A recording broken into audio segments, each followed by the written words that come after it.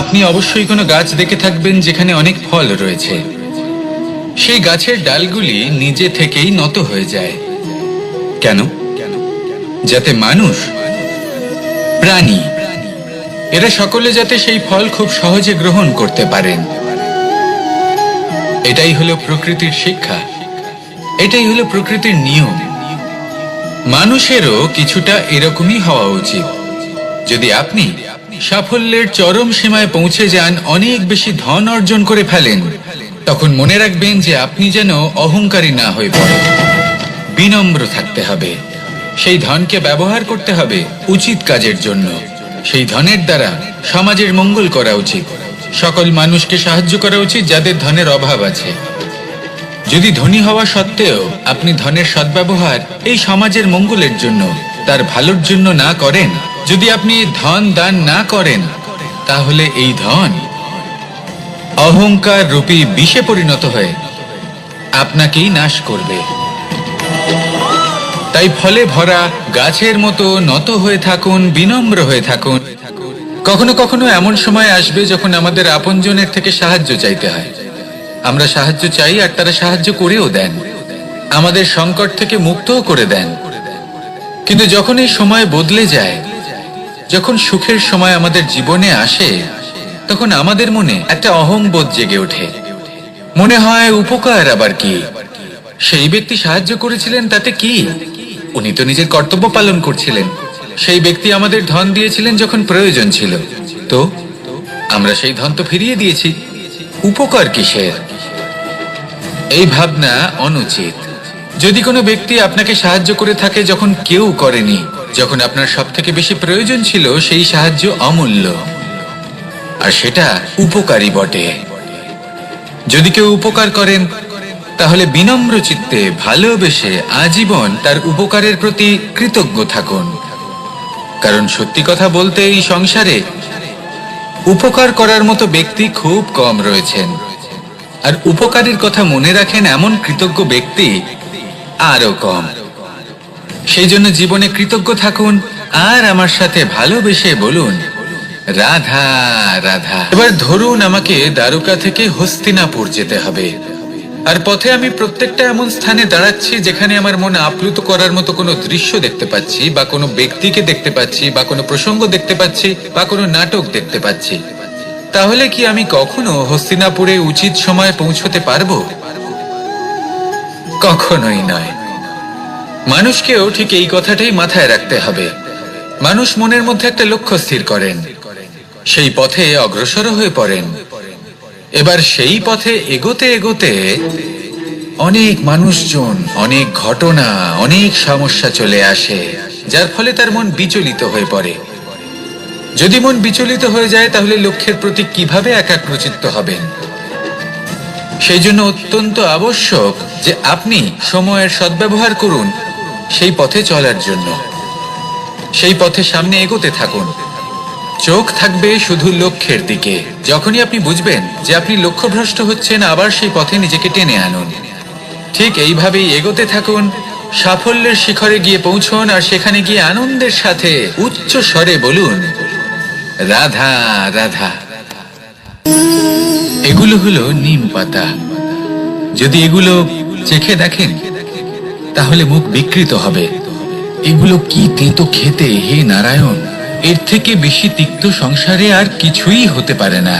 হয়তো আপনি এগুলো ফেলেও দেবেন, কিন্তু যদি এই স্বাদের ঊর্ধ্বে উঠে এই নিমের বিষয়ে আপনারা জানতে চেষ্টা করেন, তাহলে আপনি জানতে পারবেন যে এই নিম কতটা বেশি গুরুত্বপূর্ণ, কত গুরুত্বপূর্ণ ওষুধ, আর আমাদের শরীরের জন্য কতটা বেশি লাভজনক।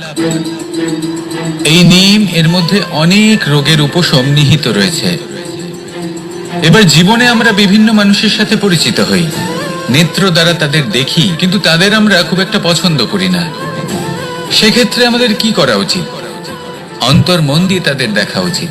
ওনাদের রূপ রং নয়, ওনাদের ব্যবহার, ওনাদের গুণাবলী দেখা উচিত। কারণ হতে পারে ঠিক যেমন নিম পাতা বাস্তবে খুব তেতো, কিন্তু আমাদের শরীরের পক্ষে লাভজনক, সেইভাবেই এইসব মানুষ যাদের দেখলে আমাদের ভালো লাগে না, যাদের রূপ রং আমাদের পছন্দ হয় না, হয়তো সেই মানুষগুলোই আমাদের জীবনকে পূর্ণরূপে পাল্টে দিতে পারেন। হতে পারে তাদের মধ্যে এমন ক্ষমতা রয়েছে, আমাদের সুখ, শান্তি, প্রেরণা প্রদান করতে পারেন, আমাদের দুঃখ হরণ করতে পারেন, আমাদের পথ দেখাতে পারেন।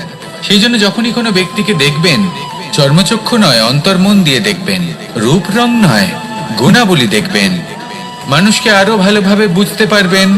আর এই মন প্রসন্ন হয়ে বলবে, রাধা। আমি দ্বারকাধীশ এবং আমার সভাতে বিভিন্ন সময় বিভিন্ন ধরনের মানুষ আসেন, নিজেদের দাবি নিয়ে, নিজেদের ইচ্ছে নিয়ে। কখনো কেউ ভোজন চান, আবার কখনো কেউ ওষুধ, কখনো কেউ বস্তু চান, কেউ আবার চান বস্ত্র। কারোর জ্ঞান চাই, কারোর ধন চাই, আবার কারোর বাসস্থান। অনেক সময় আমি এই অনুরোধ, এই ইচ্ছে পূর্ণ করি না। এবার আপনি এটা ভাবতেই পারেন যে কৃষ্ণ তো তাহলে লোভী, ওর কাছে তো সবকিছুই রয়েছে, তারপরেও সে নিজের প্রজার ইচ্ছে পূর্ণ করে না, তাদের সমস্যাগুলি বুঝতে পারে না, তাদের সুখ স্বাচ্ছন্দ্য প্রদান করে না। আসল সত্য হলো এটাই যে কোনো সবল ব্যক্তি, যে কোনো গৃহস্থ ব্যক্তি যে কাজ করতে সক্ষম, তার পরিশ্রম দ্বারাই নিজের প্রয়োজনগুলি এবং ইচ্ছেগুলি পূরণ করা উচিত। এটা অত্যন্ত প্রয়োজনীয়। আর এগুলো তিনি করতে পারেন শিল্প, ব্যবসা, আচরণ অথবা জ্ঞানের ভিত্তিতে। এই পথে চলতে হবে, পরিশ্রম করতে হবে, তবেই সে কিছু অর্জন করতে পারবে। এবার এমন কোনো ব্যক্তি যার এই সব কিছুতে কোনো রুচি নেই, যে কিছুই করতে চায় না, সে কিছুই অর্জন করতে পারবে না। এবার এরকম কোনো ব্যক্তিকে যদি আমি কোনো বস্তু প্রদান করি, তাহলে কি হবে? সে পরাধীন হয়ে যাবে, আর সেটা উচিত হবে না। তাহলে কি করা উচিত?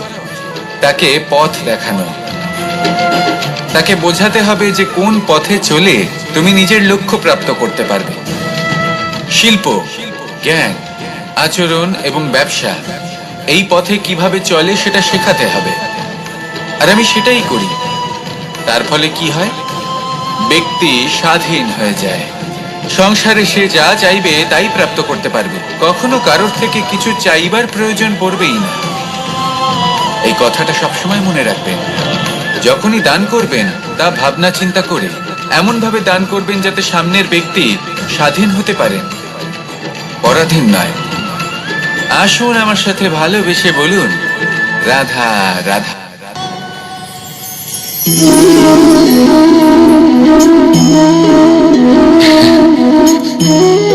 ঘুমের মধ্যে আমরা বিভিন্ন ধরনের স্বপ্ন দেখি, কিছু সুখের, কিছু দুঃখের, কিছু অত্যন্ত ভয়ানক। কিন্তু সত্যি কথা বলতে এর উপর আমাদের কোনো নিয়ন্ত্রণ নেই। কিন্তু আমি এমনও কিছু ব্যক্তিকে দেখেছি যারা খোলা চোখে স্বপ্ন দেখেন এবং তা যাপন করেন। নিজেদের একটা আলাদা স্বপ্নের নগরী আছে ওনাদের, সেখানেই জীবন যাপন করেন। আসল বাস্তবটা কি তাতে ওনাদের কিছুই যায় আসে না। এমন কিছু মানুষ আছেন যাদের কাছে বিন্দুমাত্র জ্ঞান নেই। সে না হয় ঠিক আছে, কিন্তু জ্ঞান এমন ভাবে প্রদান করবেন যে মনে হবে সংসারের সমস্ত জ্ঞান তাদের কাছেই রয়েছে। এমন কিছু মানুষ আছেন যারা ভালোবাসতে জানেন না, আর তাও আমি মেনে নিলাম। কিন্তু কথা এমন ভাবে বলবেন তাতে মনে হবে যেন প্রেমের বিষয়ে সবকিছু শুধুমাত্র ইনিই জানেন। এবার আমি এমন কথা অবশ্যই বলছি না যে আপনি এরকম করেন, কিন্তু যদি কোনো ব্যক্তি এরকম করেন, তাহলে তার এটা মাথায় রাখা উচিত যে সেই ব্যক্তি অন্য কারোর সাথে নয়, নিজের সাথে অনুচিত করছেন। কারণ এমন কাজ করে উনি নিজের দোষ, নিজের অপগুণ সংসারের কাছে নয়, নিজের কাছে লুকোচ্ছেন। আপনি যদি নিজেকে বুঝতে না পারেন, সম্পূর্ণরূপে নিজেকে আকলন না করেন, নিজের অপগুণ, নিজের দোষ পূর্ণরূপে না বুঝতে পারেন, তাহলে এটা কি করে বুঝবেন যে নিজেকে কিভাবে শুধরে নিতে হবে? আপনাকে নিজের সত্য স্বীকার করতেই হবে, তারপরেই আপনি নিজেকে পরিবর্তন করতে পারবেন। তাহলে স্বপ্নে নয়, বাস্তবে বাঁচুন। বিগত দিনের কিছু কথা মনে পড়ে গেল। এক অদ্ভুত ঘটনা যা অমূল্য শিক্ষা দিয়ে যেতে পারে। বিষয় হলো যক্ষের সাথে যুধিষ্ঠিরের কথোপকথন। একবার যক্ষ যুধিষ্ঠিরকে জিজ্ঞেস করলেন, ওনাকে বললেন যে আমার কিছু প্রশ্নের উত্তর যদি আপনি দিতে পারেন তাহলে আমি আপনার বাকি ভ্রাতাগণকে আবার জীবিত করে তুলব। সেগুলোর মধ্যে খুব গুরুত্বপূর্ণ আর কঠিন একটা প্রশ্ন ছিল, এই সংসারের সব থেকে শ্রেষ্ঠ আশ্চর্য কোনটি? এই প্রশ্ন আমি আপনাকে জিজ্ঞেস করছি। এবার কেউ বলবেন স্বর্ণ দ্বারা নির্মিত লঙ্কা, এটি হলো সংসারের সব থেকে বড় আশ্চর্য। কেউ বলবেন বরফে ঢাকা সেই পর্বত যা আকাশ স্পর্শ করে। কেউ বলবেন সেই সমুদ্র যার গভীরতা মাপা অসম্ভব ব্যাপার। কেউ বলবেন সেই বায়ু যা আমরা দেখতে পাই না কিন্তু তা আমাদের জীবন দান করে। সংসারের সব থেকে বড় আশ্চর্য কি, সেই প্রশ্নের উত্তর যুধিষ্ঠির দিয়েছিলেন, আর তা ছিল শ্রেষ্ঠ উত্তর এবং উচিত। উনি বলেছিলেন যে সংসারে প্রতিদিন কোনো ব্যক্তি জন্ম লাভ করেন আর কোনো ব্যক্তি মৃত্যুও লাভ করেন। এবার এই কথাটা সবাই জানেন, সবাই বোঝেন যে যখন জন্মেছি তখন কোনো একদিন আমিও অবশ্যই মৃত্যু লাভ করব। এবার যখন এই কথা প্রত্যেকটা মানুষ জানেন, তখন কেন প্রত্যেক মানুষ এই চিন্তায় থাকেন, এই নিয়ে কষ্ট পান, এই নিয়ে ব্যাকুল হয়ে থাকেন যে উনি একদিন মৃত্যু লাভ করবেন, তার থেকে দূরে পালাতে চেষ্টা করেন? বলেন যে আমি মৃত্যু লাভ করতে চাই না। কেন? যেখানে কোনো না কোনো দিন এটা অবশ্যই হবে। এ হলো ব্রহ্ম সত্য। এই যে ব্যাকুলতা, এই ভয়, এই যন্ত্রণা, এই চিন্তা তার মনকে বাঁচতেই দেয় না, এই জীবন অনুভবই করতে দেয় না। সেই জন্য এই চিন্তা, ব্যাকুলতা, ভয় এসবের কি লাভ? কোনো লাভ নেই। সেই জন্য যতক্ষণ জীবনযাপন করছেন প্রত্যেক মুহূর্ত যেন শ্রেষ্ঠ হয়, আনন্দময় হয়, প্রেমের দ্বারা পরিপূর্ণ হয়, সেই চেষ্টা করুন। চেষ্টা করুন যাতে আপনি যে কাজ করছেন তার দ্বারা যেন অন্যের মঙ্গল হয়। এই প্রচেষ্টাই আপনার জীবনকে প্রসন্নতা আর প্রেম দ্বারা ভরিয়ে তুলবে। এই মন সুপ্রসন্ন হয়ে বলবে রাধা রাধা। এবার যদি আপনাকে জিজ্ঞেস করা হয় যে সব থেকে বেশি শক্তির অনুভব কোথা থেকে করা সম্ভব, তখন কেউ কেউ বলবেন পুষ্টিকর আহার গ্রহণ করলে, ব্যায়াম করলে। কেউ বলবেন ধন লাভ করলে, বন্ধুদের থেকে, পরিবারের থেকে, আদি ইত্যাদি।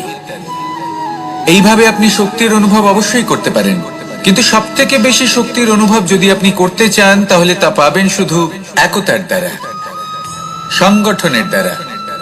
যদি আপনাকে উদাহরণ দিই, নিজের এই হাতটাকে দেখুন, 5টা আঙুল রয়েছে। কোনো একটা বস্তুকে নিজের একটা আঙুল দ্বারা তুলে ধরার চেষ্টা করে দেখুন, বড়ই কষ্ট হবে। তখন আপনি বুঝতে পারবেন যখন এই 5টি আঙুল একত্রিত হয় তখন কোনো কাজ কতটা সহজ হতে পারে। এটাই হলো শক্তি, একতার। সব থেকে ভালো উদাহরণ যদি আপনাকে দিই তাহলে বাঁশি। এই বাঁশি থেকে অত্যন্ত মধুর সুর নির্গত হয় যা সবার মন প্রসন্ন করে দেয়। এই কথা সত্যি, কিন্তু এই বাঁশি আমি একটা বা দুটো আঙুল দিয়ে বাজাতে পারবো না। আমাকে প্রত্যেকটা আঙুল ব্যবহার করতেই হবে, তবেই এর থেকে মধুর সুর নির্গত হবে যা সকলকে প্রসন্ন করবে। ঠিক কিনা? ঠিক এইভাবেই যদি আপনি চান যে আপনার জীবনরূপী বাঁশি থেকেও মধুর সুর নির্গত হোক বা সবার মনকে প্রসন্ন করে তুলুক, তাহলে আপনাকেও জীবনে একতা নিয়ে আসতেই হবে। আপনি একাও কর্ম করতে পারেন, পথ চলতেও পারেন, সামনেও এগোতে পারেন, সাফল্যও লাভ করতে পারেন। কিন্তু যখন সকলে একসাথে এগোবেন, সেই পথে চলবেন, সেই কর্মই করবেন, তখন লক্ষ্যে অবশ্যই পৌঁছবেন, সাফল্য অবশ্যই লাভ করবেন। কিন্তু সেই সাফল্য এবং তার আনন্দের সংমিশ্রণটাই একটু অন্যরকম হবে। তাই জীবনে ঐক্যবদ্ধ হন, একসাথে মিলে এগোতে থাকুন, আর আমার সাথে ভালোবেসে বলুন রাধা রাধা। 2 ধরনের আবেগ রয়েছে যার কোনো মূল্য নেই। আমার কথার অর্থ এটা নয় যে এদের কোনো গুরুত্ব নেই, গুরুত্ব যথেষ্টই রয়েছে, শুধু এদের জন্য আপনাকে কোনো মূল্য দিতে হয় না। প্রথম আবেগ হলো আনন্দ, প্রসন্নতা। এটা আপনি যে কোনো জায়গায় খুঁজে পেতে পারেন যদি আপনি খুঁজে পেতে চান। আপনি কোনো পুষ্পের সৌন্দর্য দেখে প্রসন্ন হতে পারেন। বায়ুর কারণে যখন একটি বৃক্ষ শিহরিত হয় সেটা দেখে আপনি প্রসন্ন হতে পারেন। একটা ছোট্ট শিশুর কলরব শুনেও আপনি প্রসন্ন হতে পারেন। একটা ক্রন্দনরত বালককে হাসিয়ে আপনি প্রসন্ন হতে পারেন। সবকিছু আপনার উপর নির্ভরশীল। সেখানে আরেকটি আবেগ হলো দুশ্চিন্তা। মানুষ বড়ই দুশ্চিন্তা করতে থাকে। আজ আমি এই কাজ করেছি, সেই বিষয়ে চিন্তা। আজ আমি এই কাজ করতে পারিনি, সেই বিষয়ে চিন্তা। কাল আমাকে এই কাজ করতে হবে, সেই নিয়ে চিন্তা। আমি কি সেই কাজটা করতে পারবো, সেই বিষয়ে দুশ্চিন্তা। চিন্তা সর্বত্র রয়েছে, যার জন্য মূল্য দিতে হয় না। যত চান আপনি একত্রিত করতে পারেন। একটা গুরুত্বপূর্ণ কথা মনে রাখবেন, প্রসন্নতা জীবনের একটা নতুন সূত্রপাত। সেখানে দুশ্চিন্তা হলো জীবনের চিতার সমান। এবার এই দুটি আবেগ হলো মূল্যহীন, দুটোই আপনার সামনে আছে। কোনটা চয়ন করবেন আপনি, দুশ্চিন্তা নাকি প্রসন্নতা? সিদ্ধান্ত। আপনি অবশ্যই কোনো গাছ দেখে থাকবেন যেখানে অনেক ফল রয়েছে। সেই গাছের ডালগুলি নিজে থেকেই নত হয়ে যায়। কেন? যাতে মানুষ, প্রাণী, এরা সকলে যাতে সেই ফল খুব সহজে গ্রহণ করতে পারেন। এটাই হলো প্রকৃতির শিক্ষা, এটাই হলো প্রকৃতির নিয়ম। মানুষেরও কিছুটা এরকমই হওয়া উচিত। যদি আপনি সাফল্যের চরম সীমায় পৌঁছে যান, অনেক বেশি ধন অর্জন করে ফেলেন, তখন মনে রাখবেন যে আপনি যেন অহংকারী না হয়ে পড়েন। বিনম্র থাকতে হবে। সেই ধনকে ব্যবহার করতে হবে উচিত কাজের জন্য। সেই ধনের দ্বারা সমাজের মঙ্গল করা উচিত। সকল মানুষকে সাহায্য করা উচিত যাদের ধনের অভাব আছে। যদি ধনী হওয়া সত্ত্বেও আপনি ধনের সদ্ব্যবহার এই সমাজের মঙ্গলের জন্য, তার ভালোর জন্য না করেন, যদি আপনি ধন দান না করেন, তাহলে এই ধন অহংকার রূপী বিষে পরিণত হয়ে আপনাকেই নাশ করবে। তাই ফলে ভরা গাছের মতো নত হয়ে থাকুন, বিনম্র হয়ে থাকুন। কখনো কখনো এমন সময় আসবে যখন আমাদের আপনজনের থেকে সাহায্য চাইতে হয়। আমরা সাহায্য চাই আর তারা সাহায্য করেও দেন, আমাদের সংকট থেকে মুক্তও করে দেন। কিন্তু যখন এই সময় বদলে যায়, যখন সুখের সময় আমাদের জীবনে আসে, তখন আমাদের মনে একটা অহংবোধ জেগে ওঠে।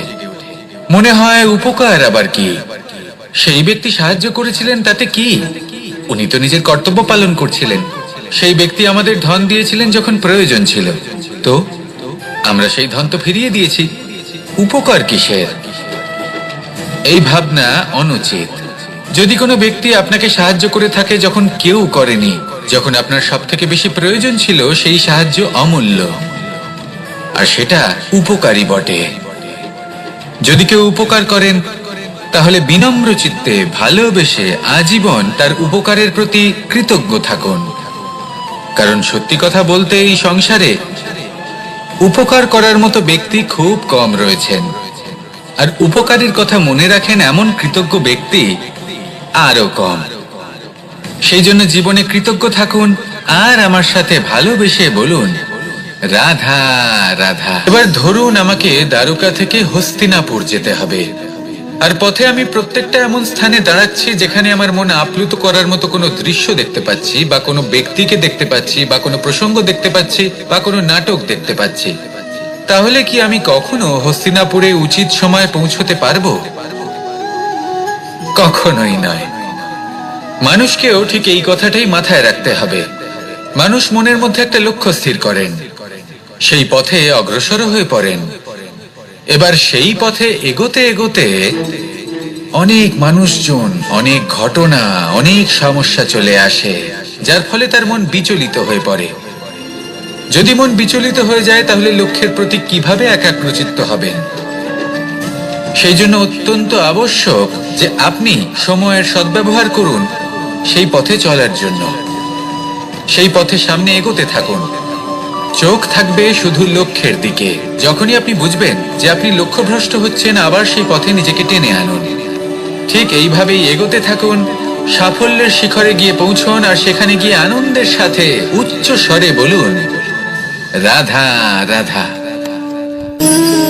এগুলো হলো নিম পাতা। যদি এগুলো চেখে দেখেন তাহলে মুখ বিকৃত হবে। এগুলো কি তেতো খেতে, হে নারায়ণ! এর থেকে বেশি তিক্ত সংসারে আর কিছুই হতে পারে না। হয়তো আপনি এগুলো ফেলেও দেবেন, কিন্তু যদি এই স্বাদের ঊর্ধ্বে উঠে এই নিমের বিষয়ে আপনারা জানতে চেষ্টা করেন, তাহলে আপনি জানতে পারবেন যে এই নিম কতটা বেশি গুরুত্বপূর্ণ, কত গুরুত্বপূর্ণ ওষুধ, আর আমাদের শরীরের জন্য কতটা বেশি লাভজনক। এই নিম এর মধ্যে অনেক রোগের উপশম নিহিত রয়েছে। এবার জীবনে আমরা বিভিন্ন মানুষের সাথে পরিচিত হই, নেত্র দ্বারা তাদের দেখি, কিন্তু তাদের আমরা খুব একটা পছন্দ করি না। সেক্ষেত্রে আমাদের কি করা উচিত? অন্তর মন দিয়ে তাদের দেখা উচিত। ওনাদের রূপ রং নয়, ওনাদের ব্যবহার, ওনাদের গুণাবলী দেখা উচিত। কারণ হতে পারে ঠিক যেমন নিম পাতা বাস্তবে খুব তেতো কিন্তু আমাদের শরীরের পক্ষে লাভজনক, সেইভাবেই এইসব মানুষ যাদের দেখলে আমাদের ভালো লাগে না, যাদের রূপ রং আমাদের পছন্দ হয় না, হয়তো সেই মানুষগুলোই আমাদের জীবনকে পূর্ণরূপে পাল্টে দিতে পারেন। হতে পারে তাদের মধ্যে এমন ক্ষমতা রয়েছে, আমাদের সুখ, শান্তি, প্রেরণা প্রদান করতে পারেন, আমাদের দুঃখ হরণ করতে পারেন, আমাদের পথ দেখাতে পারেন। সেই জন্য যখনই কোনো ব্যক্তিকে দেখবেন, চর্মচক্ষু নয় অন্তর্মন দিয়ে দেখবেন, রূপ রং নয় গুণাবলী দেখবেন, মানুষকে আরো ভালোভাবে বুঝতে পারবেন, আর এই মন প্রসন্ন হয়ে বলবে রাধা। আমি দ্বারকাধীশ এবং আমার সভাতে বিভিন্ন সময় বিভিন্ন ধরনের মানুষ আসেন, নিজেদের দাবি নিয়ে, নিজেদের ইচ্ছে নিয়ে। কখনো কেউ ভোজন চান, আবার কখনো কেউ ওষুধ, কখনো কেউ বস্তু চান, কেউ আবার চান বস্ত্র, কারোর জ্ঞান চাই, কারোর ধন চাই, আবার কারোর বাসস্থান। অনেক সময় আমি এই অনুরোধ, এই ইচ্ছে পূর্ণ করি না। এবার আপনি এটা ভাবতেই পারেন যে কৃষ্ণ তো তাহলে লোভী, ওর কাছে তো সবকিছুই রয়েছে, তারপরেও সে নিজের প্রজার ইচ্ছে পূর্ণ করে না, তাদের সমস্যাগুলি বুঝতে পারে না, তাদের সুখ স্বাচ্ছন্দ্য প্রদান করে না। আসল সত্য হলো এটাই যে কোনো সবল ব্যক্তি, যে কোনো গৃহস্থ ব্যক্তি যে কাজ করতে সক্ষম, তার পরিশ্রম দ্বারাই নিজের প্রয়োজনগুলি এবং ইচ্ছেগুলি পূরণ করা উচিত। এটা অত্যন্ত প্রয়োজনীয়, আর এগুলো তিনি করতে পারেন শিল্প, ব্যবসা, আচরণ অথবা জ্ঞানের ভিত্তিতে। এই পথে চলতে হবে, পরিশ্রম করতে হবে, তবেই সে কিছু অর্জন করতে পারবে। এবার এমন কোনো ব্যক্তি যার এই সব কিছুতে কোনো রুচি নেই, যে কিছুই করতে চায় না, সে কিছুই অর্জন করতে পারবে না। এবার এরকম কোনো ব্যক্তিকে যদি আমি কোনো বস্তু প্রদান করি, তাহলে কি হবে? সে পরাধীন হয়ে যাবে, আর সেটা উচিত হবে না।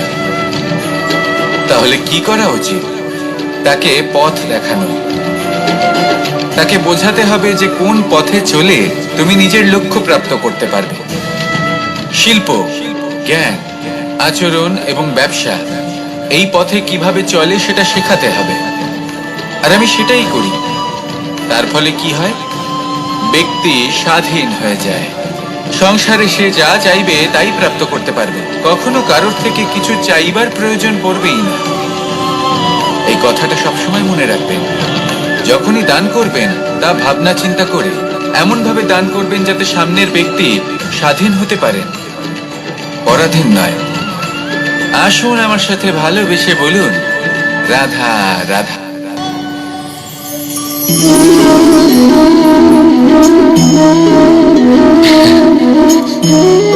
ঘুমের মধ্যে আমরা বিভিন্ন ধরনের স্বপ্ন দেখি, কিছু সুখের, কিছু দুঃখের, কিছু অত্যন্ত ভয়ানক। কিন্তু সত্যি কথা বলতে এর উপর আমাদের কোনো নিয়ন্ত্রণ নেই।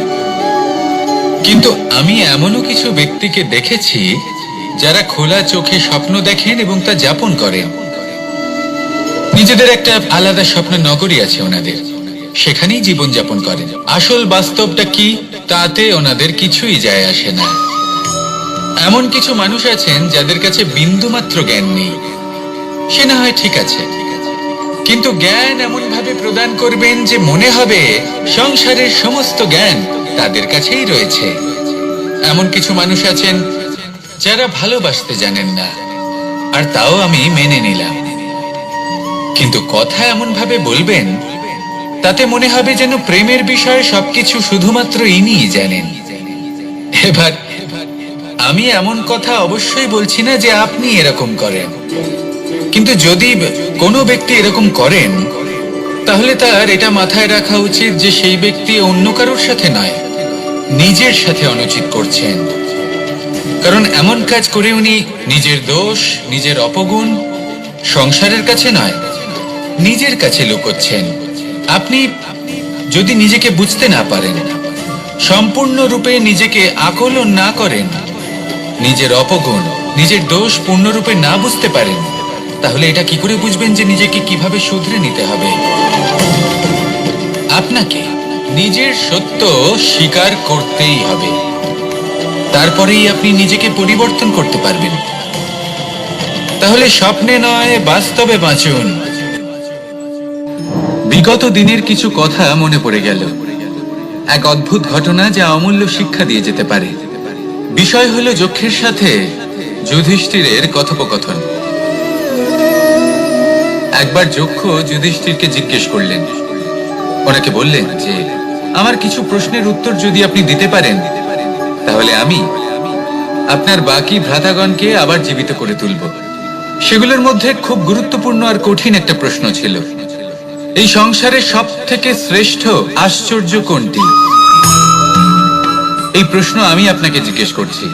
এবার কেউ বলবেন স্বর্ণ দ্বারা নির্মিত লঙ্কা, এটি হলো সংসারের সব থেকে বড় আশ্চর্য। কেউ বলবেন বরফে ঢাকা সেই পর্বত যা আকাশ স্পর্শ করে। কেউ বলবেন সেই সমুদ্র যার গভীরতা মাপা অসম্ভব ব্যাপার। কেউ বলবেন সেই বায়ু যা আমরা দেখতে পাই না, কিন্তু তা আমাদের জীবন দান করে। সংসারের সব থেকে বড় আশ্চর্য কি, সেই প্রশ্নের উত্তর যুধিষ্ঠির দিয়েছিলেন, আর তা ছিল শ্রেষ্ঠ উত্তর এবং উচিত।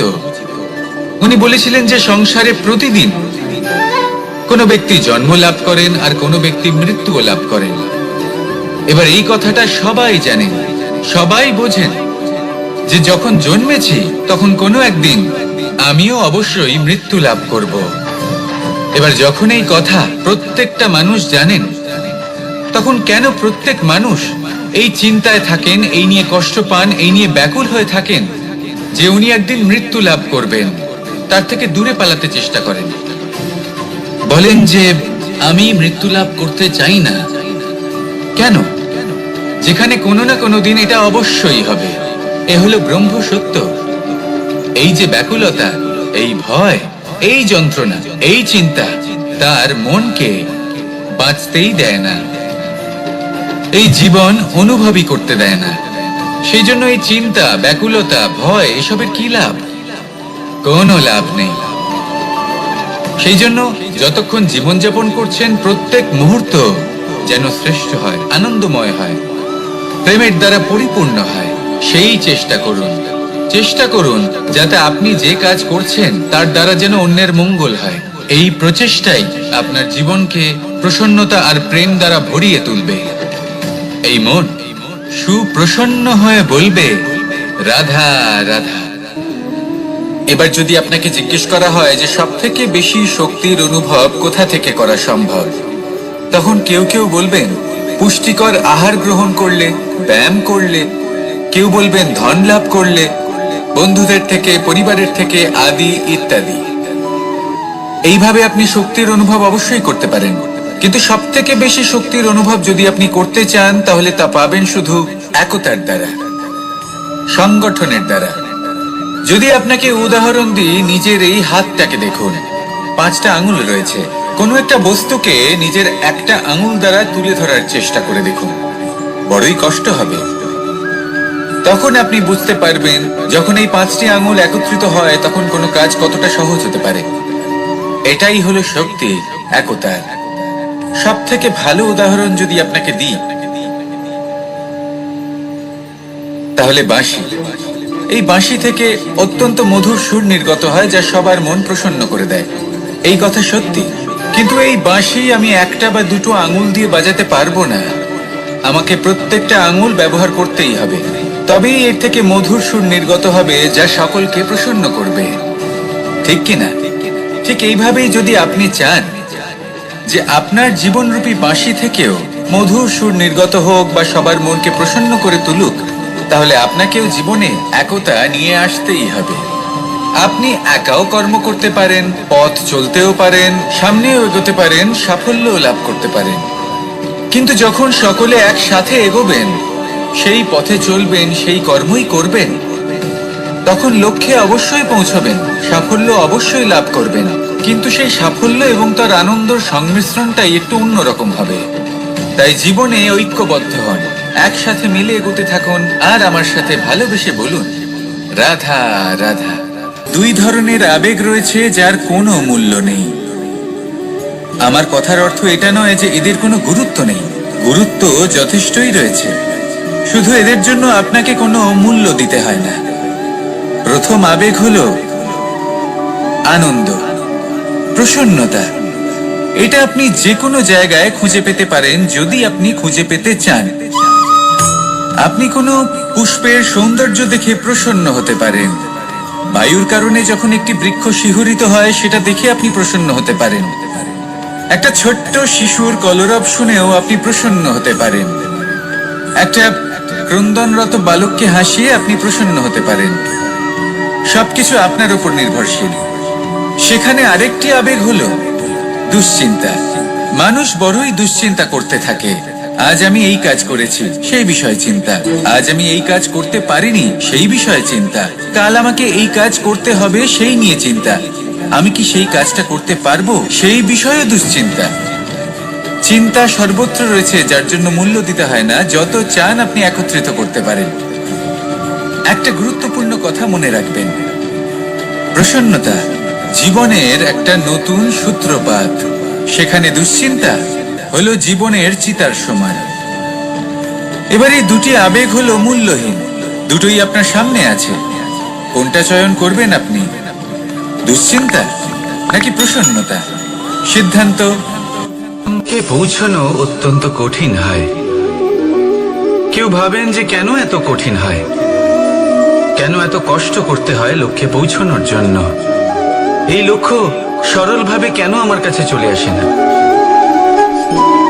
চলুন আপনাকে একটা কথা বলি, যদি আপনার লক্ষ্য কঠিন না হয় তাহলে তাকে পাওয়া আপনার পক্ষে অসম্ভব হয়ে উঠবে।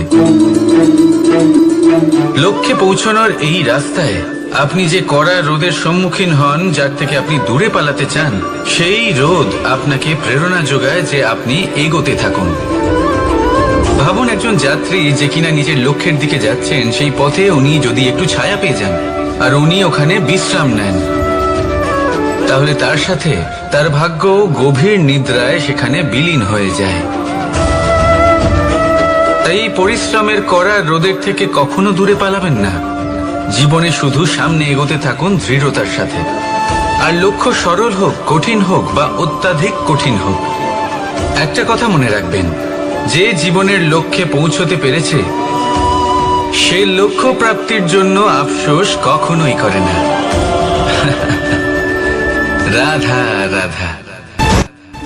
এই সংসারে সাফল্য লাভ করার জন্য জ্ঞানের প্রয়োজন হয়, পরিশ্রমের প্রয়োজন হয়, দৃঢ় নিষ্ঠার প্রয়োজন হয়, নিরন্তর চেষ্টা করা প্রয়োজনীয়।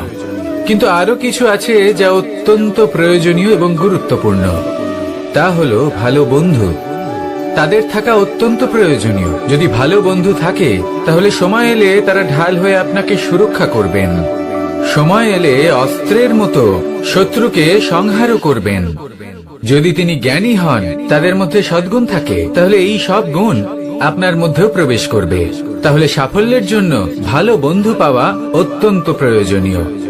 কিন্তু শুধু বন্ধু কেন, ভালো শত্রুও থাকা প্রয়োজনীয়। এবার আপনি ভাববেন, আমি কি বললাম? যদি আপনার জীবনেও ভালো অর্থাৎ শক্তিশালী শত্রু থাকে, তাহলে আপনিও শক্তিশালী হতে থাকবেন। এই শত্রু আপনাকে প্রেরিত করবে আরো বেশি শক্তিশালী হয়ে ওঠার। কখনো কোনো হরিণকে দেখুন, তীব্র গতিতে দৌড়তে থাকে। কেন তীব্র গতিতে দৌড়য়? এই কারণে নয় যে কোথাও তার জন্য মধুর ঘাস অপেক্ষা করে রয়েছে, না, সে এই কারণে তীব্র গতিতে দৌড়য় কারণ সেটা না করলে তার পেছনে একটি সিংহ আছে যে ওকে নিজের ভোজন করে ফেলবে। তাই জীবনে বিপদ, সংকট, এই সবকিছুও হলো অত্যন্ত গুরুত্বপূর্ণ। তার সম্মুখীন হতে শিখুন আর আমার সাথে ভালোবেসে বলুন, রাধা রাধা। ধৈর্য, এই ধৈর্য কি কোনো গুণ, কোনো অনুভূতি, কোনো দৃষ্টিভঙ্গি? আমার জন্য ধৈর্য এক বাহন। আপনি হয়তো ভাবছেন এ কেমন বাহন? বাহন তো ঘোড়া হতে পারে, হাতি হতে পারে, উটও হতে পারে, কিন্তু ধৈর্যকে বাহন বানানো মানে? চলুন আপনাকে একটা কথা বোঝাই। পৃথিবীতে এমন কোনো বাহন নেই যে তার আরোহীকে আছড়ে ফেলেনি। সেটা উট হোক বা হাতি হোক বা ঘোড়া হোক, চলতে চলতে কখনো নড়বড় করেই বসে। তারপর সেই আরোহী পড়ে কারোর পায়, তারপর পড়ে তার নিজের নজরে। কিন্তু ধৈর্যরূপী বাহন কখনো কাউকে ফেলে না, কখনো না। না সেই আরোহী কারোর পায়ে পড়ে আর না তো নিজের নজরে। কারণ ধৈর্য আপনাকে বিবেক প্রদান করে, বিবেক আপনাকে পরিকল্পনায় সাহায্য করে, আর পরিকল্পনা প্রদান করে আপনাকে শক্তি, আপনার লক্ষ্যের দিকে অগ্রসর হওয়া। বুঝলেন? ধৈর্যকে সঙ্গে রাখুন, নিজেকে আরো ধৈর্যশীল করে তুলুন।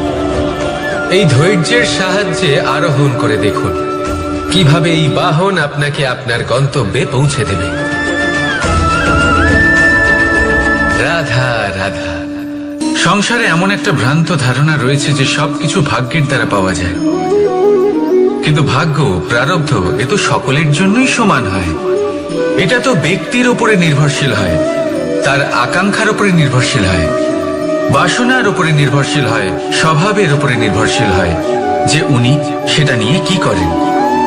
দেখুন, এই প্রসাদ কিন্তু সকলকেই দেওয়া হয়, কিন্তু তা গ্রহণ করবেন কিভাবে সেটা ব্যক্তির উপরে নির্ভর করে। আপনাকে এক উদাহরণ দিই। যেমন ধরুন, দুজন মানুষকে আমি একটা করে মাটির ডেলা দিলাম, সেটা নিয়ে তারা কি করবেন? একজন মানুষ তার ছোট ছোট ডেলা বানাবেন আর পথযাত্রীদের ওপরে ছুঁড়ে মারবেন, হাসি ঠাট্টা করবেন, তাদের বস্ত্র নোংরা করে দেবেন, সেটাতেই উনি আনন্দ পাবেন। অন্যদিকে দ্বিতীয় ব্যক্তি সেই মাটির ডেলা দিয়েই নিজের জন্য একটা কুঁড়ে ঘর বানাবেন। সেই কুঁড়ে ঘর যা রোদেতে, বৃষ্টিতে, ঝড়ে তাকে সুরক্ষিত রাখবে। অনুভূতি, এই অনুভূতি বদলাতে শিখুন। এই অনুভূতি অত্যন্ত গুরুত্বপূর্ণ। ভালোবাসাতেও এই অনুভূতি হলো অত্যন্ত গুরুত্বপূর্ণ। ভালোবাসা সে বন্ধুর সাথে হোক, মা বাবার সাথে হোক, ভাই বোনের সাথে হোক, স্ত্রীর সাথে হোক, যে কারোর সাথে হোক। মনে রাখবেন, এই হলো সেই অনুভূতি যা আপনার ভাগ্য নির্ধারণ করে থাকে। তাহলে আসুন আমার সাথে প্রেমের অনুভূতি নিয়ে বলুন, রাধা রাধা। লক্ষ্য, পথ আর সাফল্য, এই তিনটেই একে অপরের সাথে জড়িত, কিন্তু অনেকবার মানুষ এদের ঠিকভাবে বুঝতে পারেন না। তারা ভাবেন যে যেরকম লক্ষ্য হবে সেরকমই পথ হবে, সেই মতোই লক্ষ্য কঠিন হলে পথ কঠিন হবে, লক্ষ্য সরল হলে পথও সরল হবে। যদি আপনাকে আসল সত্যের সাথে অবগত করাই, তাহলে দেখবেন সবকিছুই এর উল্টো। লক্ষ্য নিজের পথ বানায় না, পথ সেটাই যেটা আপনি স্বয়ং নির্বাচন করে আপনি নিজে বানান। সেই অনুসারেই আপনি আপনার লক্ষ্যে পৌঁছতে পারবেন। সেই জন্য জীবনে যখনই লক্ষ্যে পৌঁছানোর পথের বিষয়ে আপনি কোনো সিদ্ধান্ত নেবেন, তাহলে তা ভেবে চিন্তে নেবেন, কারণ এই পথ অত্যন্ত গুরুত্বপূর্ণ। পথ যদি শুভ হয়, তাহলে লক্ষ্য আপনা থেকেই শুভ হয়ে যায়। তাহলে আসুন আমার সাথে ভালোবেসে বলুন, রাধা রাধা। ভাগ্য আর কর্ম, এই দুই এমন শব্দ যাকে ঘিরে সমগ্র সংসার। কেউ বলে আমার ভাগ্যে এটা ছিল না, যা পেলে আমার জীবন অন্যরকম হতো। কেউ বলে আমার গত জন্মের কর্ম নিশ্চয়ই এমন ছিল, যে কারণে এই জন্মে এরকম ভাগ্য পেয়েছি আমি। এই সব বাদ দিন আর একবার শান্ত চিত্তে ভাবুন। আপনি বুঝতে পারবেন যে ভাগ্য আর কর্ম এই দুই এই জন্মে তফাৎ শুধুমাত্র এটাই যে যদি ভাগ্যের কথা বলা হয় তাহলে আপনি এই ভাগ্যের থেকে যত বেশি আশা করবেন তত বেশি নিরাশ হবেন আপনি। কারণ এই আশা আপনাকে কর্ম করা থেকে আটকায়। যদি কথা বলা হয় কর্মের, তাহলে নিজের কর্মের প্রতি যত বিশ্বাস রাখবেন তত বেশি সফলতা আপনার কাছে আসবে। তাই একটা কথা মনে রাখবেন, ভাগ্য আপনার কর্ম নির্ধারণ করে না, কিন্তু আপনার কর্ম আপনার ভাগ্যকে অবশ্যই নির্ধারণ করে। রাধা রাধা।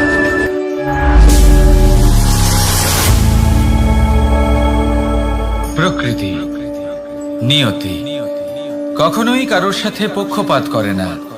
প্রত্যেককে জীবনদান দেয়, সমান সুযোগ প্রদান করে। এটা সেই ব্যক্তির উপরে নির্ভর করে যে সে কিভাবে তার থেকে লাভবান হয়ে উঠবে। তার নির্বাচনের উপর নির্ভর করে, তার দৃষ্টিভঙ্গির উপর নির্ভর করে যে সে কতটা ধনাত্মক বা কতটা নেতিবাচক। দুই ধরনের মানুষ হন। এমন কিছু মানুষ হন যারা প্রত্যেক পরিস্থিতি, প্রত্যেক সমস্যা এবং বিপদে সুযোগ খুঁজে বের করেন। আর কিছু এমন মানুষ রয়েছেন যারা যে কোনো সুযোগে কোথাও না কোথাও থেকে একটা সমস্যা খুঁজে বের করেন। এবার আপনি কি চান? আপনি সুযোগ চান, তাহলে সুযোগ পাবেন। আপনি সমস্যা পেতে চান, সমস্যা তো আপনি চাইলেই খুঁজে পাবেন। চয়ন আপনারই, যে আপনি কতটা ধনাত্মক থাকতে চান, কতটা নেতিবাচক থাকতে চান। ধনাত্মক থাকুন, জীবনে সব কিছু সম্ভব হবে। আসুন আর আমার সাথে ভালোবেসে বলুন রাধা রাধা। যখনই আমরা কথা বলি জলরাশির বিষয়ে, যখন আমরা তুলনা করি, তখন আমাদের খুব ভালো লাগে মিষ্টি সরোবর, পুকুর, নদী। আর আমরা অপেক্ষা করে থাকি সাগরের জন্য, সমুদ্রের জন্য। কেন করি? কারণ এই সাগর, এই সমুদ্র, এ হলো অত্যন্ত বিশাল আর ভয়ানক। এর জলও কিন্তু নোনতা, যা আমরা পান করতে পারি না। কখনো ভেবে দেখেছেন এই সমুদ্রের অন্তরে এই নোনতা জল, এই নোনতা ভাব, এটা আসে কোত্থেকে? এই যে সমুদ্র, যে প্রবাহমান নদীর থেকে যে খনিজ নির্গত হয়, তার ভান্ডার হলো এটা। সেই খনিজকে নিজের অন্তরে গ্রহণ করে, সেই নোনতা ভাব নিজের মধ্যে সমাহিত করে, আর তারপর সেই নোনতা জল বাষ্পে পরিণত হয়ে ওপরে উঠে যায়, যা মেঘ হয়ে আপনার ওপর মিষ্টি বৃষ্টি হয়ে ঝরে পড়ে। এ হলো সমুদ্রের ত্যাগ, যার জন্য আপনি মিষ্টি জল পান করতে পারছেন, সে নদী থেকেই হোক বা সরোবর থেকে। সেই জন্যই হয়তো সাগর হলো এত মহান, হয়তো সেই জন্যই রত্ন সাগরে পাওয়া যায়। তাই মনে রাখবেন, ক্ষমতা তারই হয় যে ত্যাগ করতে জানে, কোনো বিষকে নিজের মধ্যে ধারণ করে নিতে জানে। তাহলে আপনিও এটাই করুন, এতটাই শক্তিশালী হয়ে উঠুন আর আমার সাথে ভালোবেসে বলুন রাধা রাধা। রাজ্য, শাসন, সাম্রাজ্য, সংস্থাপনা, এগুলিকে সফল কখন বলা যেতে পারে? কোনো বুদ্ধিজীবী বলেন তখন যখন চারিদিকে শান্তি থাকে, কারোর মনে কোনো প্রশ্ন থাকবে না, শঙ্কা থাকবে না। কিন্তু আমার মনে হয় এটা অনুচিত। কোনো রাজ্যের পক্ষে বা কোনো শাসনকালে সব থেকে বড় সংকট তখন আসে যখন সব থেকে বেশি যোগ্য ব্যক্তি বা সব থেকে বেশি বিদ্বান ব্যক্তিও শুধু মুখদর্শক হয়ে বসে থাকেন। মনে প্রশ্ন আসতে থাকে কিন্তু জিজ্ঞেস করেন না, শঙ্কা উৎপন্ন হয় কিন্তু ব্যক্ত করতে পারেন না। এটা খুবই অনুচিত। এই যে প্রশ্ন, তা আসা খুব ভালো। এই প্রশ্ন অকারণে আসে না, কোনো সমস্যার কারণেই আসে। এই প্রশ্নের দ্বারা আপনি সেই সমস্যাগুলি দেখতে পাবেন যাতে আপনি এতদিন অনভিজ্ঞ ছিলেন। আর যত প্রশ্নের নিবারণ আপনি করবেন, ততই আপনার রাজ্য, আপনার শাসন আরো শ্রেষ্ঠ হয়ে উঠবে। এই প্রশ্ন, এই শঙ্কা, এগুলো আপনাকে সমাধানের চূড়াতে অবশ্যই নিয়ে যাবে। সেই জন্য না প্রশ্ন করা অনুচিত আর না শঙ্কা ব্যক্ত করা অনুচিত। আর না তিনি মূর্খ যিনি প্রশ্ন করেন, শঙ্কা ব্যক্ত করেন। তাই এনাদের কখনো দূরে করে দেবেন না, এনাদের নিজস্ব মতামত রাখতে দিন। যখন সবাই মিলে একমত হবেন তখন নিশ্চিত রূপে বলা যায় যে এই রাজ্য, এই শাসন, এই সংস্থাপনা সাফল্যের শিখরে রয়েছে। তাহলে আসুন আর আমার সাথে ভালোবেসে বলুন, রাধা রাধা। কোনো প্রাণী, মানুষ অত্যন্ত চঞ্চল হয়, একদম জলের মতো। জলও অত্যন্ত চঞ্চল, অত্যন্ত উৎসুক। জল সবসময় উৎসুক হয়ে থাকে আকাশের কাছে যাবার জন্য। সেই জন্য সে নিজেকে জ্বালায়, বাষ্প হয়, আর আকাশে পৌঁছে মেঘে সমাহিত হয়ে যায়। তারপর সেই জল উৎসাহিত হয়ে থাকে যে ও কবে বৃষ্টির ধারা হয়ে মাটিতে ঝরে পড়বে। প্রখর বায়ুর বেগ সহ্য করে। আপনি কি কখনো কোনো জলের ধারা দেখেছেন? তার সামনে যতই মাটি থাকুক না কেন, যতই কাদা থাকুক না কেন, যখন এই জলের ধারা বইতে আরম্ভ করে দেয় তখন এই কাদাকে নিজেই ধুয়ে নিয়ে যায়। ওই কাদাকে ধুয়ে দেয় এবং নিজের পথ নিজেই তৈরি করে নেয়। তাহলে আপনিও এরকম জলের মতো হয়ে উঠুন। যদি হয়ে উঠতে পারেন তাহলে নিজের মনে, নিজের ভাবনার, নিজের জীবনের যত অনাবশ্যক তত্ত্ব আছে, অনুপযোগী অংশ রয়েছে, অর্থাৎ অপরিষ্কার অংশ রয়েছে, তা নিজে থেকেই নির্মল হয়ে উঠবে। আর যেরকম জলের ধারা কখনো থেমে থাকে না, সব সময় বয়ে চলে, সেইভাবে আপনিও কখনোই থামবেন না। সবসময় বয়ে চলুন, এগোতে থাকুন। পথে যদি অনেক বিপদ আসে, সমস্যা আসে, থামবেন না, তার উপর নিরন্তর প্রহার করুন, নিরন্তর প্রয়াস করুন আর অগ্রসর হন। আপনি ভেবে দেখুন, এই জলের ধারা কখনো থেমে থাকে না, সবসময় বয়ে চলে, বিপদের সম্মুখীন হয়ে তাকে সাথে বয়ে নিয়ে চলে।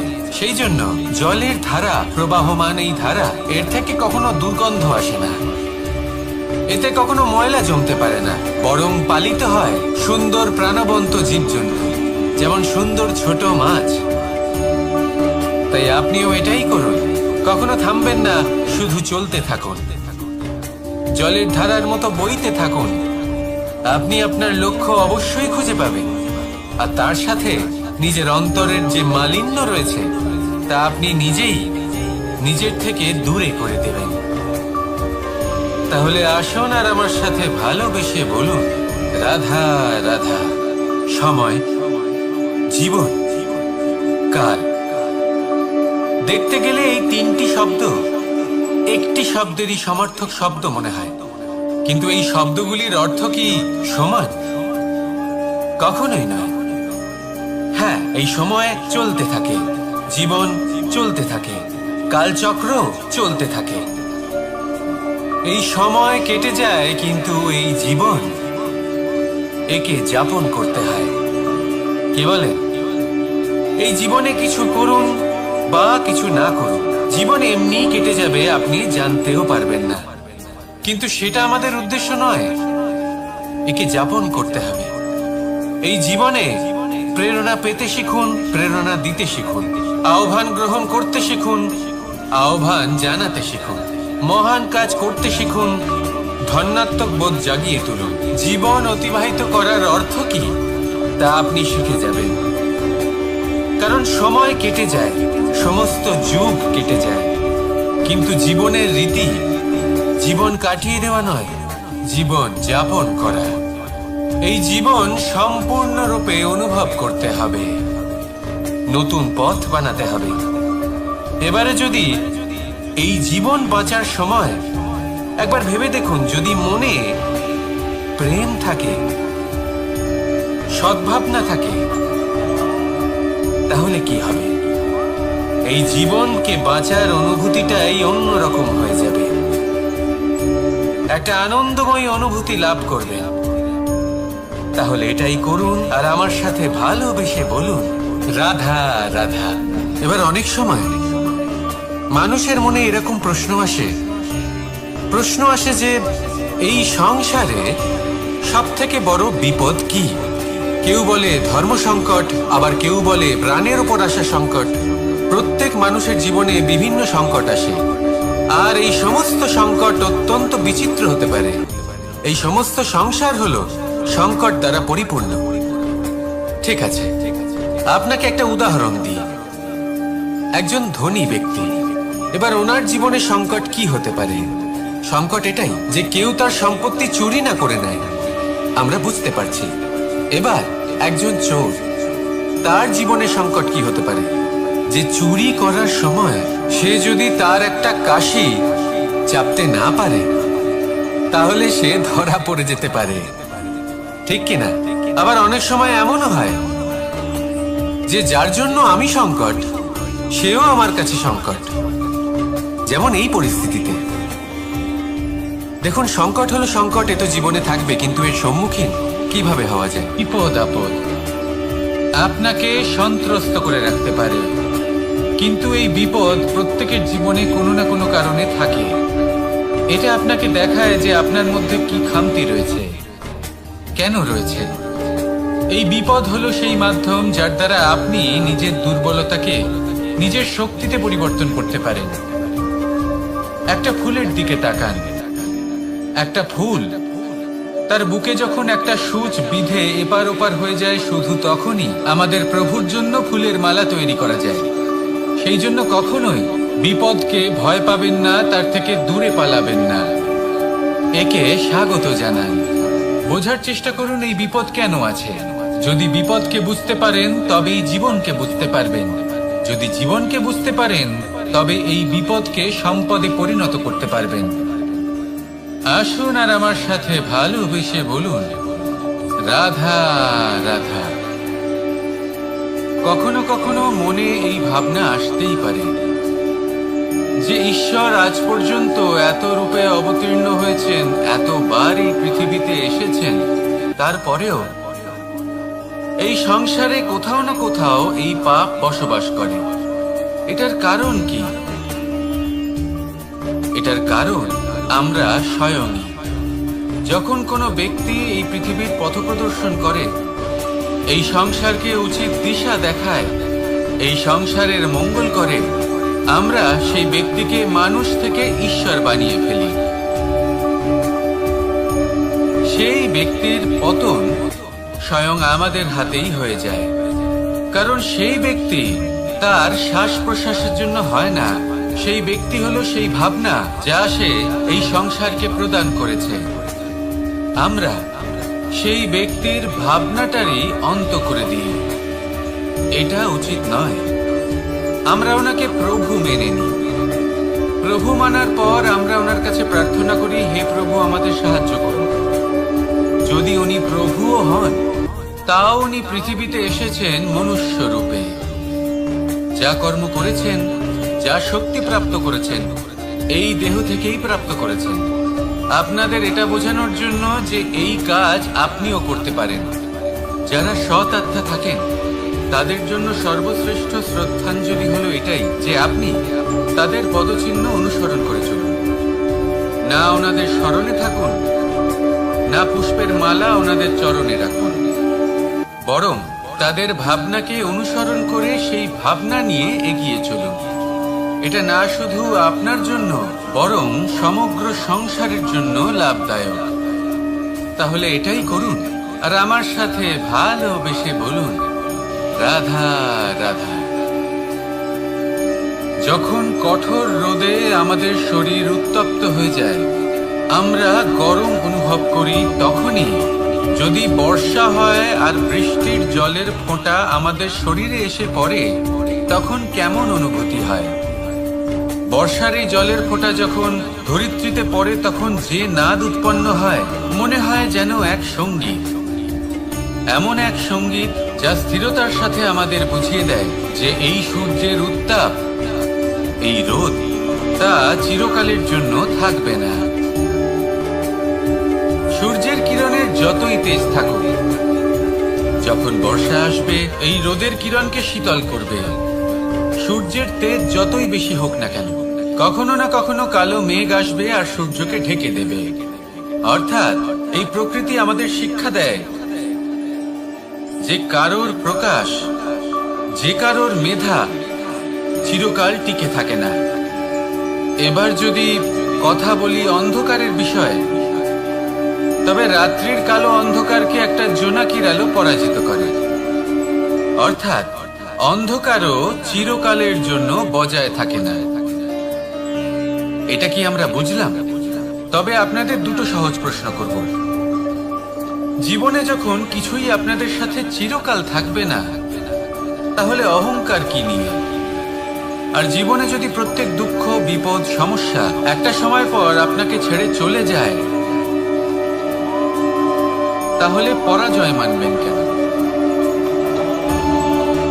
এই দুশ্চিন্তা ত্যাগ করুন, এই অহংকার ত্যাগ করুন, আসক্তি ত্যাগ করুন। আপনি কি কখনো কোনো জলের ধারা দেখেছেন? তার সামনে যতই মাটি থাকুক না কেন, যতই কাদা থাকুক না কেন, যখন এই জলের ধারা বইতে আরম্ভ করে দেয়, তখন এই কাদাকে নিজেই ধুয়ে নিয়ে যায়।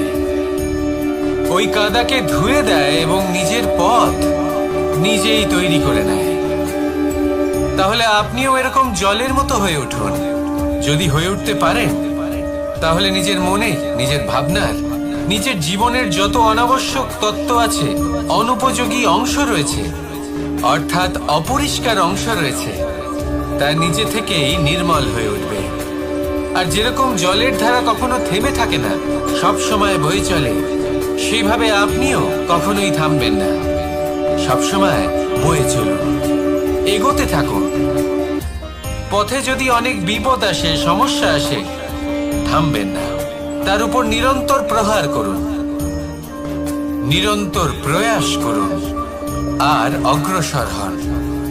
আপনি ভেবে দেখুন, এই জলের ধারা কখনো থেমে থাকে না, সবসময় বয়ে চলে। বিপদের সম্মুখীন হয়ে তাকে সাথে বয়ে নিয়ে চলে।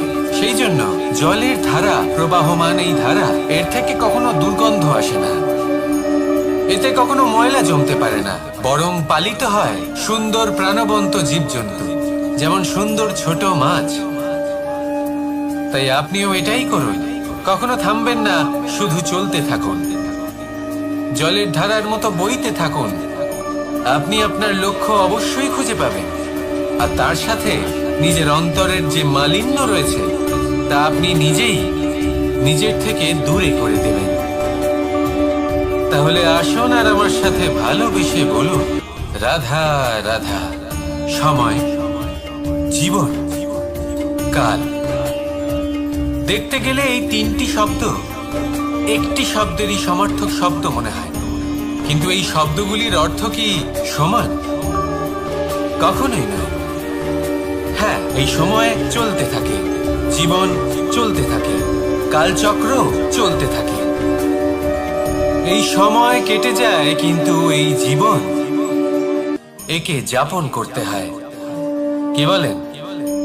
এই জীবনে কিছু করুন বা কিছু না করুন, জীবন এমনি কেটে যাবে, আপনি জানতেও পারবেন না।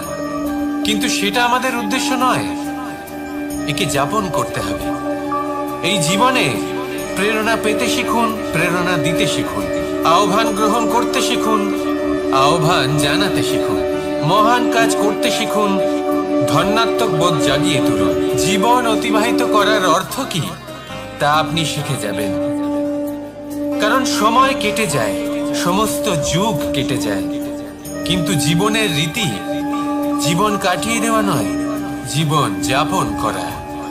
এই জীবন সম্পূর্ণরূপে অনুভব করতে হবে, নতুন পথ বানাতে হবে। এবারে যদি এই জীবন বাঁচার সময় একবার ভেবে দেখুন, যদি মনে প্রেম থাকে, সদ্ভাবনা থাকে, তাহলে কি হবে?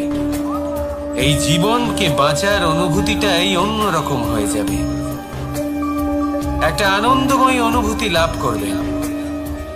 তাহলে এটাই করুন আর আমার সাথে ভালোবেসে বলুন, রাধা রাধা। এবার অনেক সময় মানুষের মনে এরকম প্রশ্ন আসে যে এই সংসারে সব থেকে বড় বিপদ কি? কেউ বলে ধর্ম সংকট, আবার কেউ বলে প্রাণের উপর আসা সংকট। প্রত্যেক মানুষের জীবনে বিভিন্ন সংকট আসে, আর এই সমস্ত সংকট অত্যন্ত বিচিত্র হতে পারে। এই সমস্ত সংসার হলো সংকট দ্বারা পরিপূর্ণ। ঠিক আছে, আপনাকে একটা উদাহরণ দিই।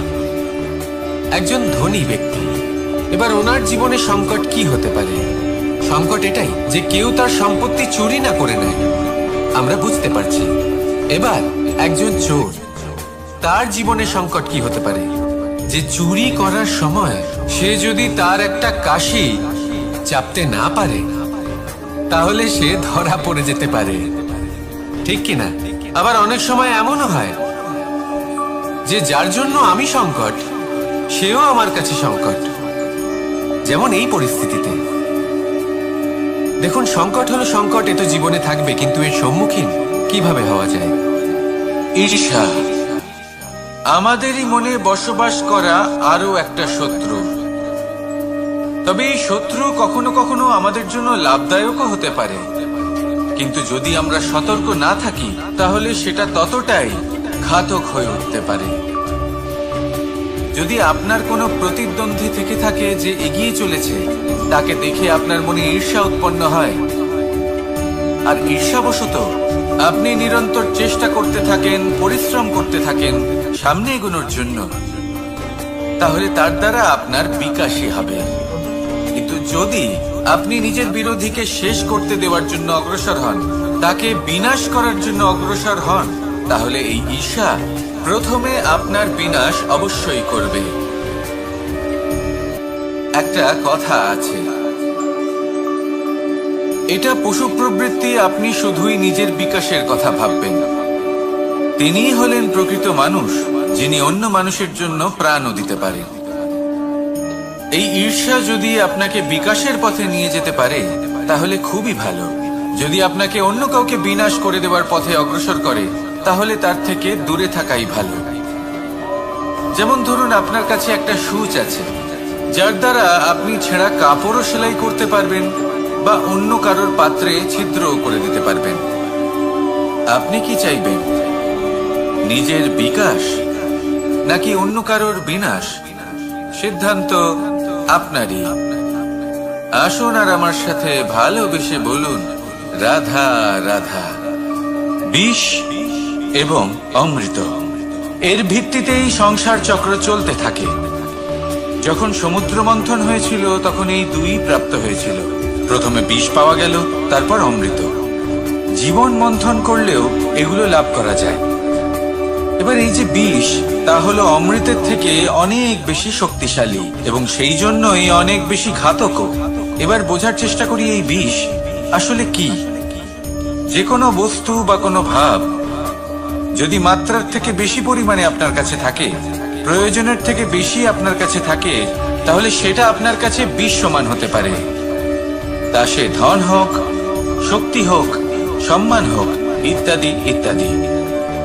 যদি আপনার কাছে এমন কিছু থেকে থাকে যা মাত্রার থেকে বেশি পরিমাণে আপনার কাছে আছে, তাহলে তাকে ভাগ করতে শিখুন। যদি আপনি ভাগ করতে শিখে যান, তাহলে এই বিষই আপনার জন্য অমৃতে পরিণত হবে, আর তাদের কাছেও অমৃত সমান হয়ে উঠবে যাদের এই সাহায্যের প্রয়োজন। তাহলে ভাগ করে নিতে শিখুন আর আমার সাথে ভালোবেসে বলুন, রাধা রাধা। মানুষ বড়ই বিচিত্র প্রাণী। অধিক থেকে অধিকতর ধন লাভ করার চেষ্টায় নিজের শরীরকে নষ্ট করে ফেলেন, নিজের শক্তি হারিয়ে ফেলেন, নিজের সামর্থ্য হারিয়ে ফেলেন। আর যে ধন লাভ করেন সেটা কোথায় যায়? সেই শক্তি, সেই সামর্থ্যকে আবার ফিরে পাওয়ার জন্য। আর কিছু মানুষ জীবন এমন ভাবে যাপন করেন যেন তা কখনোই শেষ হবে না, কিন্তু শেষ তো সবারই হবে। আর যখনই শেষটা কাছে চলে আসে, তখন মানুষ এটা বুঝতে পারেন যে সে জীবনকে উপভোগ করেন। তার কারণটা কি? লালসা। এই লালসা জন্ম দেয় লোভকে, আর এই লোভ জন্ম দেয় আপনারই বিনাশকে। সেই জন্য আজ আপনার কাছে যা কিছু আছে, যেমনটা আছে, তার সাথে জীবন যাপন করুন, পূর্ণরূপে যাপন করুন। আপনার কাছে যতই ধন, শক্তি, মান থাকুক, তা সবার মধ্যে ভাগ করতে শিখুন। ভাগ করলে ভালোবাসা বাড়ে, আর এই ভালোবাসা দ্বারা জীবন আরো সুখময় হয়ে ওঠে। তাহলে আসুন আর আমার সাথে ভালোবেসে বলুন, রাধা রাধা।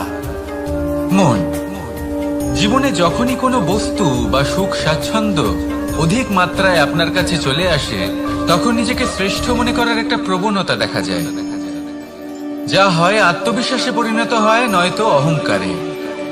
এবার আত্মবিশ্বাস আর অহংকারের মধ্যে অনেক বড় পার্থক্য রয়েছে। আমি এটা করতে পারি, আমি ওটাও করতে পারি, এ হলো আত্মবিশ্বাস। শুধুমাত্র আমি এটা করতে পারি, শুধুমাত্র আমি ওটাও করতে পারি, আমি হলাম সর্বশ্রেষ্ঠ, এটা হলো অহংকার। এবার এই অহংকারের ধ্বনি অনেক দূর প্রবাহিত হয়, আর এর প্রহার সর্বপ্রথম আপনাকে বিপর্যস্ত করে। এবার এই অহংকার এর বিপরীত শব্দ হলো, কোনো বাড়িতে কোনো পরিবারে যখন কারোর জন্ম হয়, তখন তা কত সুখের মুহূর্ত হয়।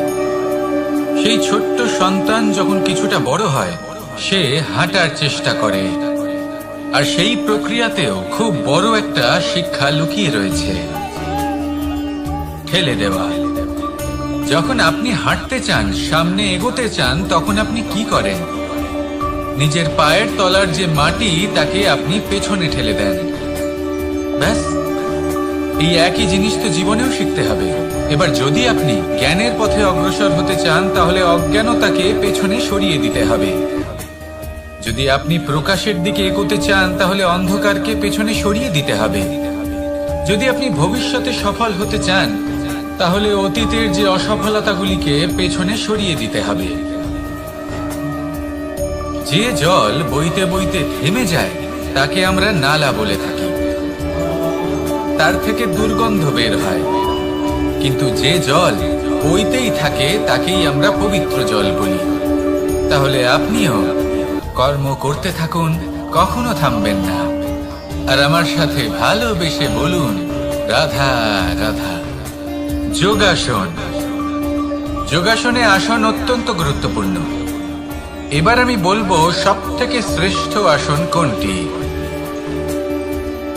আশ্বাস, নিজেকে আশ্বস্ত করতে থাকুন যে আমি আছি, সব ঠিক হবে, যা হচ্ছে ভালোর জন্য হচ্ছে। এই আশ্বাস আপনাকে জীবনে এমন ধনাত্মক বিশ্বাস দেবে যে আপনি বড় বড় সমস্যার সমাধান করতে পারবেন। এবার যদি কথা বলি সব থেকে কঠিন সময়ের, তাহলে সেটা হলো বিচ্ছেদের। যা মা সীতাকে সহ্য করতে হয়েছে শ্রীরামের জন্য, রাধা কৃষ্ণকেও সহ্য করতে হয়েছে। যে ব্যক্তি বিচ্ছেদের সময় সঠিক পথে চলে এসেছে, সে জীবনে অনেক শ্রেষ্ঠ স্থানে অবশ্যই পৌঁছতে পারবে। এবার যদি কথা বলি সব থেকে জরুরি এবং গুরুত্বপূর্ণ সময়, তাহলে সেটা হলো সংযোগ। সকলকে সাহায্য করতে থাকুন। আপনি অন্যদের সাহায্য করে তাদের যত আনন্দ দিতে পারবেন, ততটাই আনন্দ আপনারও জীবনে অবশ্যই আসবে। আসুন আর আমার সাথে ভালোবেসে বলুন, রাধা রাধা। কামবোধ, এটাই আপনার অন্তরের প্রথম শত্রু। বেশিরভাগ মানুষই কামবোধ বলতে লালসা বোঝেন, কিন্তু এটা সম্পূর্ণ সত্য নয়। কামের আসল অর্থ হলো কামনা। এটা খুবই সহজ ব্যাপার। মনুষ্য শরীর থাকলে, মানুষের মন থাকলে, এই কামনা অবশ্যই থাকবে। এবার এটাই দেখতে হবে যে এই কামনা নেতিবাচক কামনা নাকি ইতিবাচক কামনা। অন্য কারোর জিনিসে নজর দেওয়া, অন্য কোনো মানুষের উপর নজর দেওয়া, কোনো অনুচিত বস্তুর দিকে নজর দেওয়া, এই নেতিবাচক কামনা। আর এই দুষ্কামনা মানুষকে দিয়ে অপকর্ম করাবেই করাবে। তাই মনে রাখবেন, যে ব্যক্তি নিজের কামনাকে নিয়ন্ত্রণে রাখতে পারেন, তিনি সঠিক পথেও থাকেন, সঠিক লক্ষ্যে পৌঁছতেও পারেন। যিনি কামনা নিয়ন্ত্রণে রাখতে পারেন না, তিনি তার পথও হারিয়ে ফেলেন এবং লক্ষ্যচ্যুতও হন। তাই মনে রাখবেন, নিজের কামনাগুলিকে নিয়ন্ত্রণে রাখুন। কাম নামক এই শত্রুর ওপর বিজয় লাভ করুন, আর আমার সাথে ভালোবেসে বলুন, রাধা রাধা। মানুষ কখনো কখনো সময়কে নিয়ন্ত্রণ করতে চেষ্টা করে, কখনো কখনো সময়ের গুরুত্ব বুঝতে পারে না। এটা ভাবে যে এই কিছু মুহূর্ত কেটে যাক, একে অতিবাহিত করি, তাহলে কি বা হবে। কয়েকটা মুহূর্ত মাত্র, কিন্তু তা নয়।